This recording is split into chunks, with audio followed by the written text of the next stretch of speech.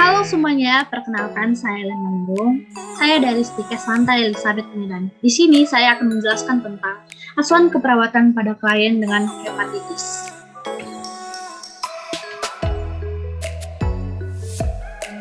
Nah, apa sih hepatitis itu? Hepatitis adalah peradangan pada hati atau liver yang disebabkan oleh infeksi virus. Ini mengakibatkan infeksi sistemik oleh virus, disertai nekrosis dan inflamasi pada sel-sel hati yang menghasilkan kumpulan perubahan klinis, biokimia, serta seluler yang khas. Pada saat ini, sudah teridentifikasi 5 tipe hepatitis virus yang pas, yaitu hepatitis A, B, C, D, dan hepatitis E. Semua jenis hepatitis virus yang menyerang manusia merupakan virus RNA, kecuali virus hepatitis B, yang merupakan virus DNA. Walaupun virus-virus tersebut berbeda dalam sifat molekular dan antigen, akan tetapi semua jenis virus tersebut memperlihatkan kesamaan dalam gejala klinis dan perjalanan penyakitnya. Gambaran klinis hepatitis virus sangat bervariasi, mulai dari asimptomatik sampai yang sangat berat, yaitu hepatitis fulminan yang dapat menimbulkan kematian, sampai penyakit hati kronik progresif cepat dengan sirosis hepatis dan karsinoma hepatoseluler yang umum ditemukan pada tipe virus yang ditransmisi melalui darah atau HBV, HCV, dan HIV. Etiologi dari hepatitis. Yang pertama itu ada hepatitis A. Virus hepatitis A merupakan partikel dengan ukuran berdiameter 27 nanometer dengan bentuk kubus, simetrik tergolong virus hepatitis terkecil. Yang kedua itu ada hepatitis B, di mana virus hepatitis B adalah virus DNA berselubung ganda berukuran 42 nanometer memiliki lapisan permukaan dan bagian inti dengan masa inkubasi sekitar 60-90 hari. Yang ketiga ada hepatitis C. HCV adalah virus hepatitis yang mengandung RNA rantai tunggal berselubung glicoprotein dengan partikel spheris. Yang keempat ada hepatitis D. Hepatitis D hanya terjadi pada individu dengan resiko infeksi HBV atau konveksi atau superinfeksi.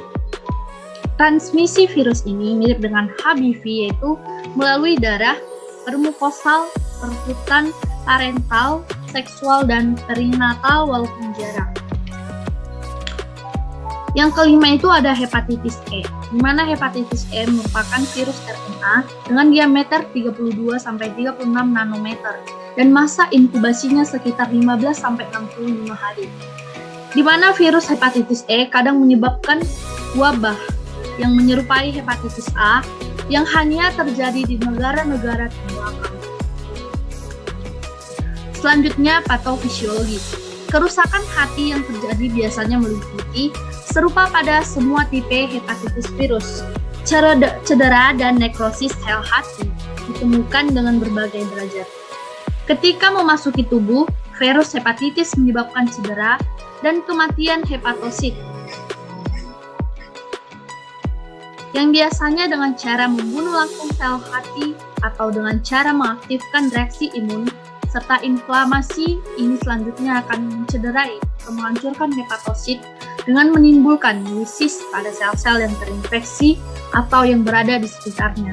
Kemudian serangan antibodi langsung pada antigen virus menyebabkan destruksi lebih lanjut sel-sel hati yang terinfeksi. Edema dan pembengkakan intersium merupakan atau menimbulkan kolaps kapiler serta penurunan aliran darah, hipoksia jaringan, dan pembentukan parut serta fibrosis. Nah, ini adalah merupakan patofisiologi dari hepatitis.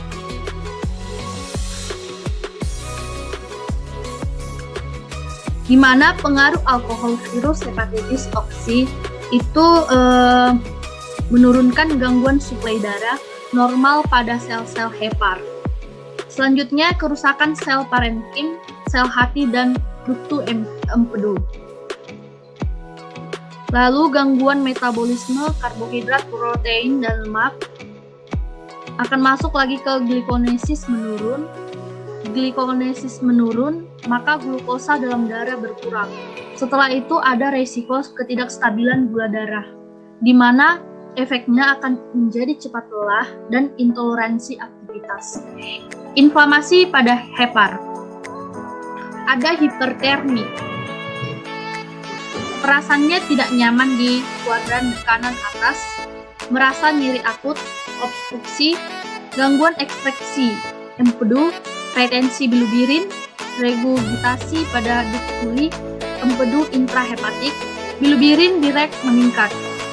Lalu peningkatan garam empedu dalam darah, pruritus, perubahan kenyamanan, dan resiko gangguan fungsi hati. Yang ketiga, bagian dari inflamasi hepar itu adalah peregangan kapsula hati, di mana hepatomegali, anoreksia, menyebabkan ketidakseimbangan nutrisi, kurang dari kebutuhan, kerusakan konjugasi. Bilirubirin tidak sempurna dikeluarkan melalui ductus hepatikus.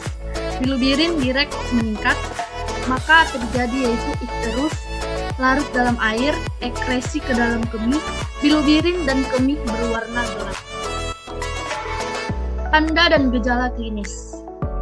Manifestasi klinik dari semua jenis hepatitis virus secara umum itu sama. Manifestasi klinik dapat dibedakan berdasarkan stadium.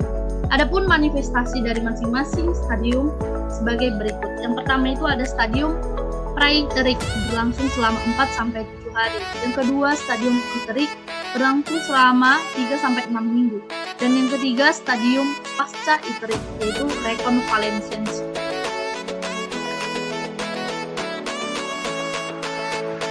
Selanjutnya ada pemeriksaan diagnostik. Yang pertama ada ASR atau SGOT, ALP atau SGIT. Yang kedua darah lengkap DL. Yang ketiga leukopenia. Yang keempat diferensial darah lengkap. Yang kelima alkasi total patasil.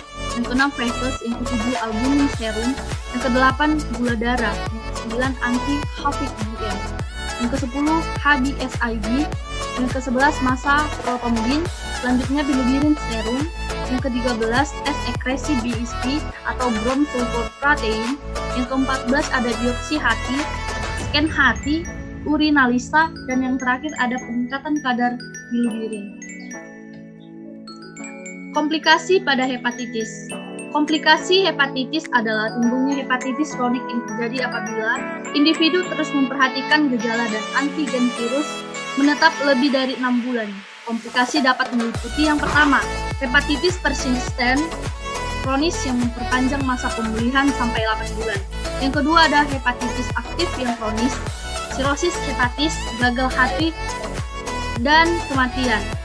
Karsinoma hepatoseluler primer. Penata laksanaan medis. Perawatan suportif yang pertama, periode akut dan dalam keadaan lemah seharusnya cukup istirahat.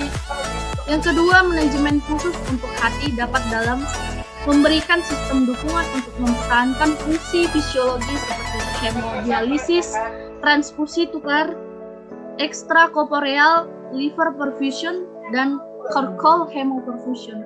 Yang ketiga, rawat jalan pasien, kecuali pasien dengan mual atau anoreksia berat yang akan menyebabkan dehidrasi sebaiknya diinfus. Perawatan yang dapat dilakukan di rumah. Yang pertama, tetap tenang, kurangi aktivitas. Yang kedua, minum banyak air putih. Yang ketiga, hindari minum obat yang dapat melukai. Yang keempat, hindari minuman alkohol. Yang kelima, hindari olahraga yang berat sampai gejala-gejala membaik. Yang kedua itu ada di dietetik. Yang pertama, makanan tinggi protein dan karbohidrat, rendah lemak untuk pasien yang dengan anoreksia dan nausea. Yang kedua, selama fase akut diberikan asupan kalori dan cairan yang adekuat. Yang ketiga, menghindari obat-obatan yang dimetabolisme di hati. Konsumsi alkohol, makanan-makanan yang dapat menimbulkan gangguan pencernaan, seperti makanan yang berlemak. Yang Yang ketiga ada medikamentosa. Tidak ada pengobatan spesifik untuk penyakit hepatitis. Obat-obatan diberikan hanya untuk mengurangi gejala-gejala yang ditimbulkan, yaitu bila diperlukan diberikan obat-obatan yang bersifat melindungi diri, antiemetik, golongan fenotiazin pada mual dan muntah yang berat, serta vitamin K pada kasus yang kecenderungan untuk pendarahan.